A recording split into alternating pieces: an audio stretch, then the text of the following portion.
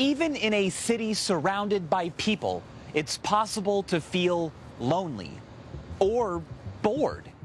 Your brain is like a hungry sponge. It's constantly absorbing information. It thrives when stimulated. Between smartphones and books and movies and friends and family, thousands of sensations are constantly going into our heads.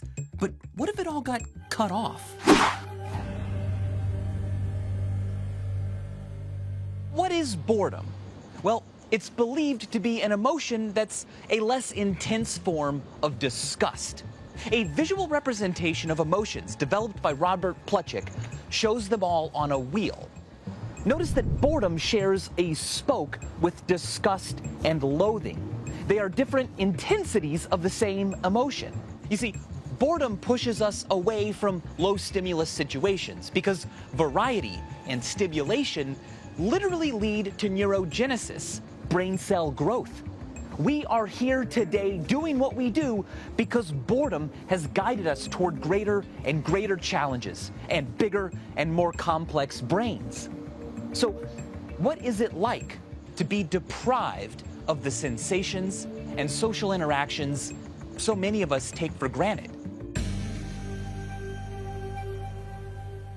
A landmark study at Harvard and Virginia universities found that students prefer to experience physical pain over 15 minutes of boredom. To demonstrate the surprising lengths people will go to avoid boredom, we brought in an unsuspecting subject for what he believes to be a focus group. We begin by introducing a set of stimuli, one of which is very unpleasant.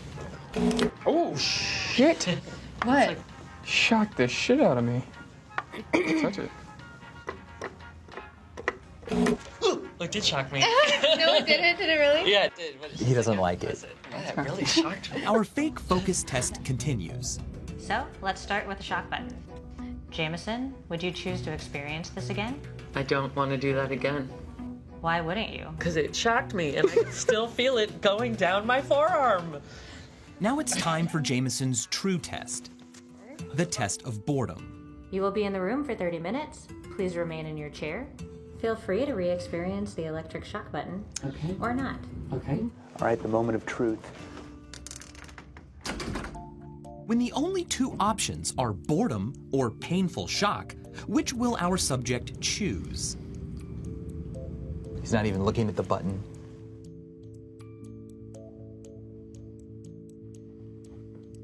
It hasn't even been a minute yet, and already Jameson is restless. With nearly a half hour to go and no other stimulation in the room, the shock button is a tempting object to occupy Jameson's mind. Remember what Jameson said a few minutes ago. I don't want to do that again. But will he desire stimulation so strongly he just goes ahead and pushes that button?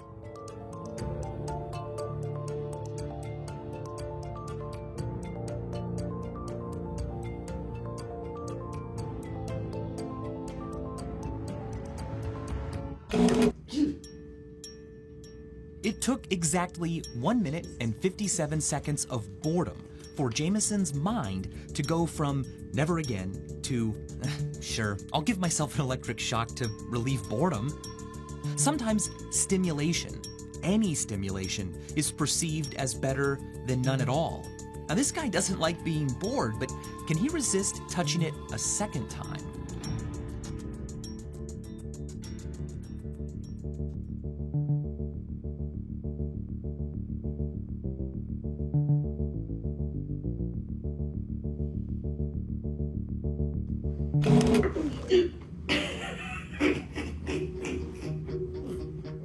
We're social animals. Whether it's another human or a volleyball or an electric shock button, you'll make friends with whatever you need to. Jameson, I'm Michael. Thanks for coming in today. So tell me a little bit about what you've been up to here in this room. I've been just sitting in this room with a button. Yeah? And despite saying I didn't want to press it again, I pressed it twice. Why? I was just bored in this room, I suppose. So, Really? yeah. Did that hurt? Yes. The hypothesis is that when left alone with a very negative stimulus, people will go ahead and re-experience it just because it's something to do. I'm one of them.